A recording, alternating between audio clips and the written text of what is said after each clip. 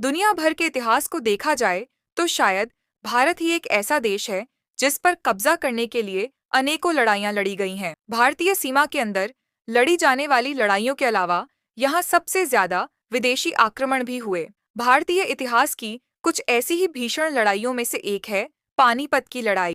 दिल्ली से 90 किलोमीटर दूर हरियाणा में स्थित पानीपत गवाह है ऐसी 3 बड़ी लड़ाइयों का, जिन्होंने भारतीय इतिहास को एक निर्णायक मोड़ देने में अहम भूमिका निभाई। पानीपत में कुल 3 युद्ध लड़े गए, जिसके बाद भारत पर विदेशियों का शासन और मजबूत हो गया।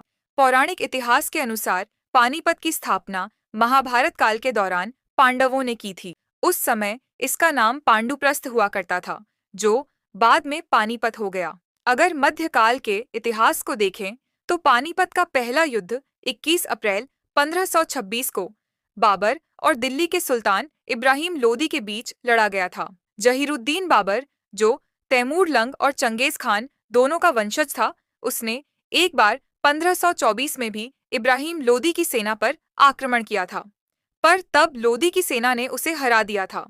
लेकिन 1526 में हुए पानीपत के प्रथम युद्ध के दौरान इब्राहिम लोदी की सेना को हार का सामना करना पड़ा था। बाबर की जीत का मुख्य कारण यह था कि उसके पास उस समय के आधुनिक हथियार और तोपें थीं।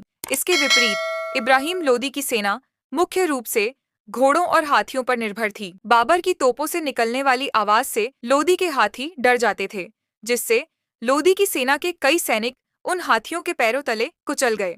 इस युद्ध में इब्राहिम लोदी की मृत्यु हो गई। इसी के साथ लोदी वंश और दिल्ली सल्तनत का भी अंत हो गया, जिसके बाद दिल्ली के तख्त पर बाबर का कब्जा हो गया और शुरुआत हुई मुगल साम्राज्य की। बाबर मुगल साम्राज्य का पहला शासक बना और मुगलों ने भारत पर लगभग 330 साल तक शासन किया।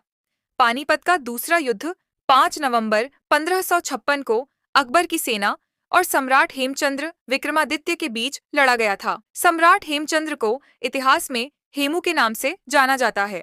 हालांकि इस लड़ाई में अकबर ने सीधे तौर पर भाग नहीं लिया था, क्योंकि उस समय अकबर की उम्र केवल 14 साल की थी। उसके स्थान पर मुगल सेना का नेतृत्व कर रहा था बैरम खान। हेमू के पास अकबर से कहीं अधिक सेना थी। शुरू में हेमू की सेना को सफलता भी प्राप्त हुई, लेकिन इस युद्ध का रुख तब अचानक बदल गया जब दुर्भाग्य से हेमू की आंख में मुगल सेना का एक तीर लग गया।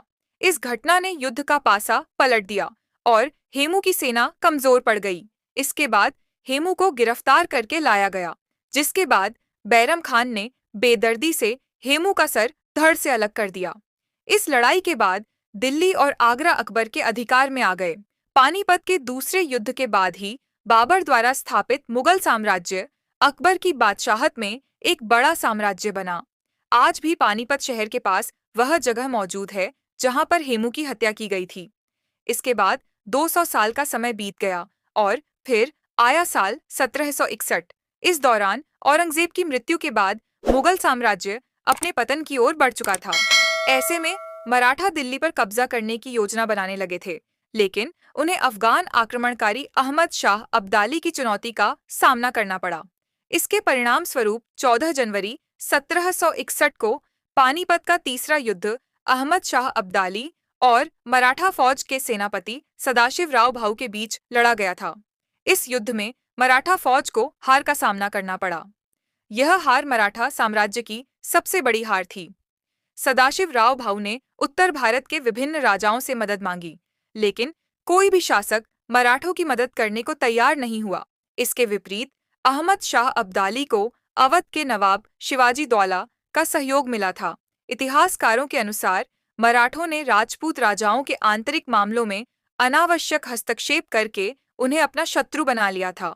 इसलिए इस युद्ध के दौरान किसी राजपूत राजा ने मराठों की मदद नहीं की। इस युद्ध का परिणाम यह हुआ कि मराठों की सेना को अब्दाली की सेना से हार का सामना करना पड़ा।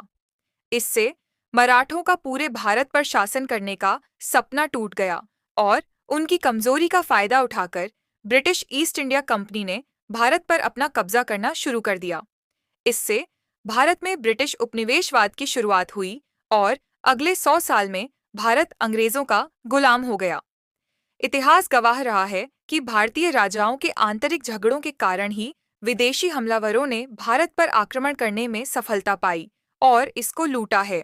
वीडियो पर अपने विचार कमेंट सेक्शन में अवश्य दें और इसे लाइक और शेयर करें। चैनल को सब्सक्राइब करके बेल नोटिफिकेशन दबाना ना भूलें। मिलते हैं अगली वीडियो में एक और इंटरेस्टिंग टॉपिक के साथ।